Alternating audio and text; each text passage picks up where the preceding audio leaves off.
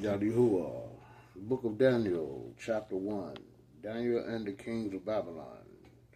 The food test. In the third year of the reign of Joachim, king of Judah, King Nebuchadnezzar of Babylon came and laid siege to Jerusalem. The Father handed over to him Joachim, king of Judah, and some of the vessels of the temple of God Father, which he carried off to the land of Shinar and placed in the temple treasury of his God. The king told Ashpenaz, his chief chamberlain, to bring in some of the Israelites, some of the royal line and of the nobility. They should be young men without any defect, handsome, proficient in wisdom, well-informed, and insightful, such as he could take their place in the king's palace. He was to teach them the language and literature of the Chaldeans. The king allotted them a daily portion of food and wine from the royal table. After 3 years' training, they were to enter the king's service. Among these were Judeans, Daniel, Hananiah, and Mishael, and Azariah. The chief chamberlain changed their name, Daniel to Belteshazzar, Hananiah to Shadrach, Mishael to Meshach, and Azariah to Abednego. But Daniel resolved not to defile himself with the king's food or wine, so he begged the chief chamberlain to spare him this defilement. Though the father had given Daniel the favor and sympathy of the chief chamberlain, he said to Daniel, I am afraid of my lord and the king, who allotted your food and drink.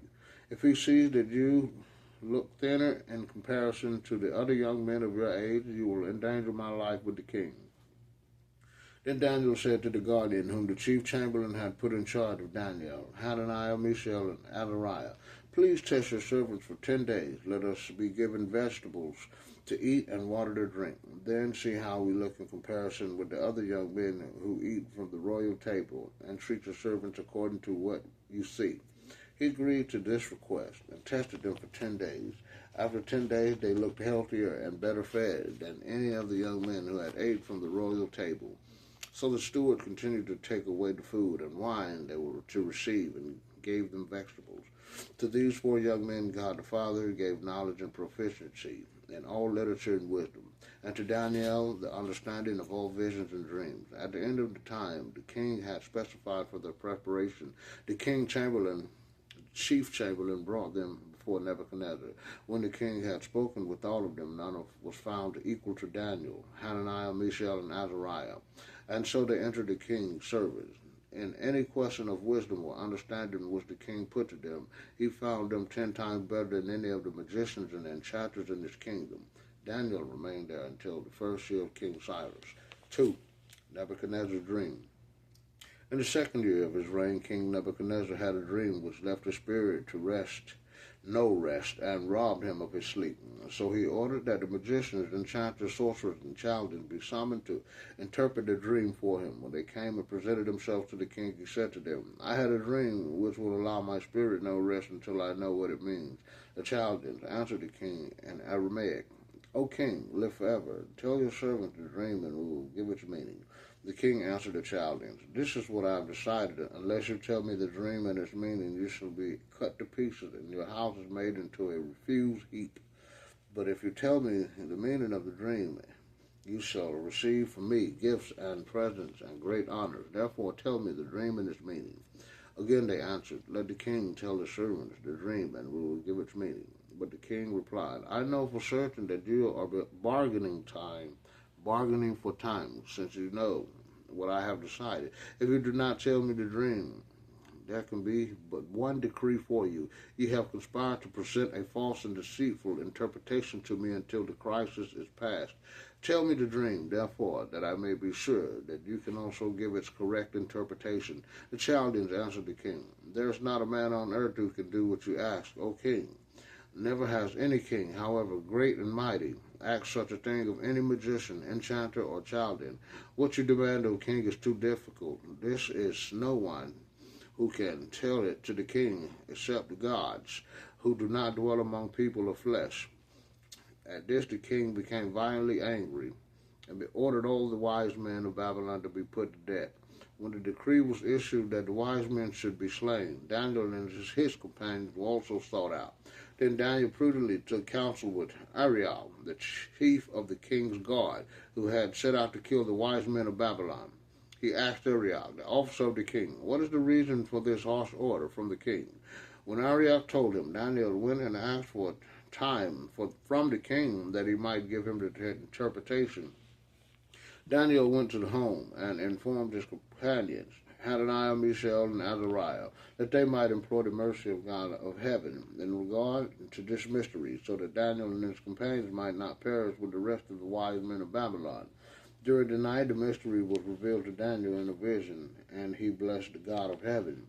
Blessed be the name of the God forever, Most High I am, Jehovah, and forever and ever. For wisdom and power are his.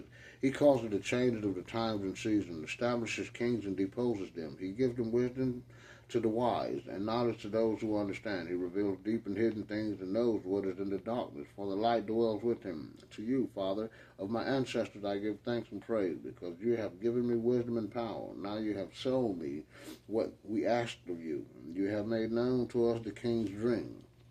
So Daniel went to Arioch, whom the king had appointed to destroy the wise men of Babylon, and said to him, Do not put the wise men of Babylon to death. Bring me before the king, and I will tell him the interpretation of the dream. Arioch quickly brought Daniel to the king and said, I have found a man among the Judeans, exiles, who can give the interpretation to the king. The king asked Daniel, whose name was Belteshazzar, Can you tell me the dream that I had and its meaning?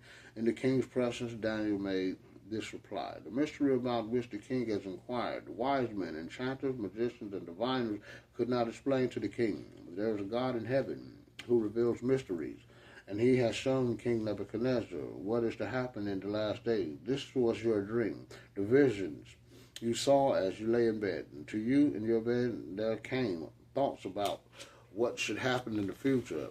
And he who reveals mysteries showed you what is to be. To me also this mystery has been revealed, not that I am wiser than any other living person, but in order that its meaning may be made known to the king, that you may understand the thoughts of your own mind. In your vision, O king, you saw a statue, very large and exceedingly bright, terrifying in appearance as it stood before you. Its head was pure gold, its chest and arms were silver, its belly and thighs bronze, its legs iron, its feet partly iron and partly clay.